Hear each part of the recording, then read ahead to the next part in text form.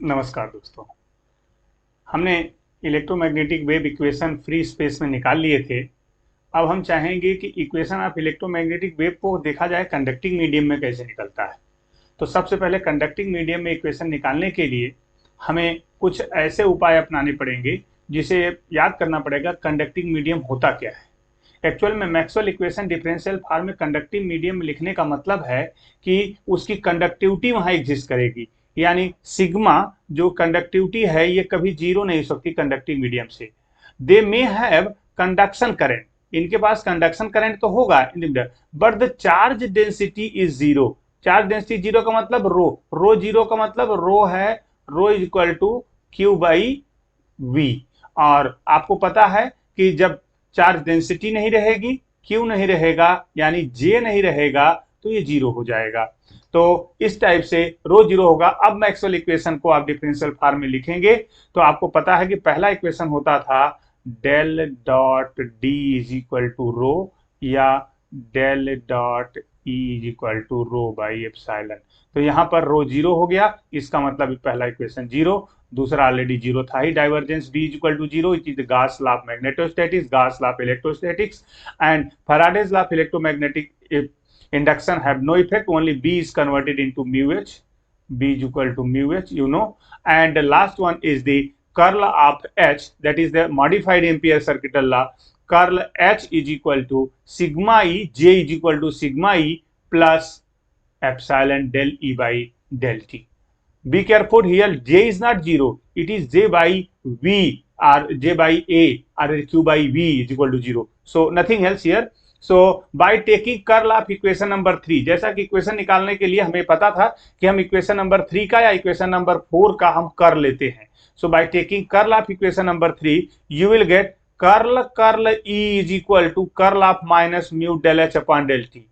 Equation number 5 आप देख रहे हैं, this is the curl H, this is curl E, curl E equation number 3, curl H equation number 4. The equation number 3 has taken, so it is curl E is equal to minus mu del over del T. This curl H, this del will be taking entry and the del over after del over del T. This will be simplified and can be written as, we know that by the vector identity, this is the vector identity, we know that this will be gradient of divergence E minus del square E. आपको पता है कि divergence ई equation number 1 में क्या है, zero है, तो ये आ जाएगा जीरो। तो gradient of zero minus del square E, इसका मतलब लेफ्ट हैंड साइड में बचा माइनस डेल स्क्वायर ई।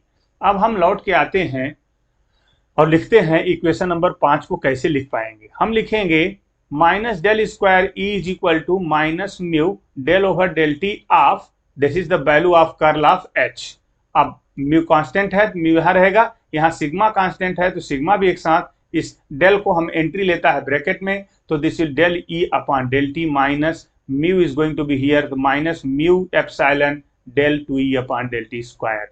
और इसे हम लिख सकते हैं del square E minus mu sigma del E by del T minus mu E epsilon del two E upon del T square. This is the equation of electromagnetic wave in electric field form for the conducting medium.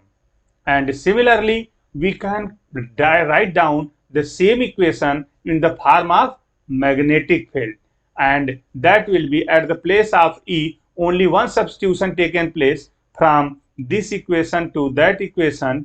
अगर आप देखें तो यहाँ पर केवल E की जगह H हो जा रहा है और इक्वेशन 7 को आप लिख सकते हैं। Equation 6 and 7 both, equation 6 and 7 both are the equation of electromagnetic wave in the for the conducting medium।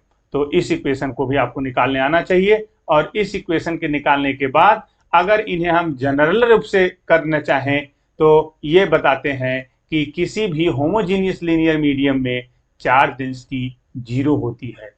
So the electromagnetic wave is traveling in x direction, the electric field is along y axis and magnetic field along z axis। So आप अगर कोई wave देखें कि अगर वह wave, late electromagnetic wave आप इस रूप से देख सकते हैं, मान लीजिए ये इलेक्ट्रोमैग्नेटिक वेव के दिखाने का मेथड है। हमने क्या कहा है, the electromagnetic wave is travelling x direction. मान लीजिए ये एक्स डायरेक्शन है, तो यहाँ पर क्या होगा, इलेक्ट्रोमैग्नेटिक वेव का electric field, the electric field along Y direction, यहाँ पर यह इलेक्ट्रिक फील्ड वाई डायरेक्शन में and magnetic field in Z direction में, ये होगा। इसका मतलब ये और इस टाइप से वेव का ट्रेवल होगा। So above equation of EM wave may be written as del 2 EY upon del x square minus mu sigma del, अब जो y में चलेगा EY में चला है तो EY के फॉर्म में यहाँ पर आप लिख पाएंगे, यहाँ पर ये y के फॉर्म में, और ये z पे चला है तो z के फॉर्म में।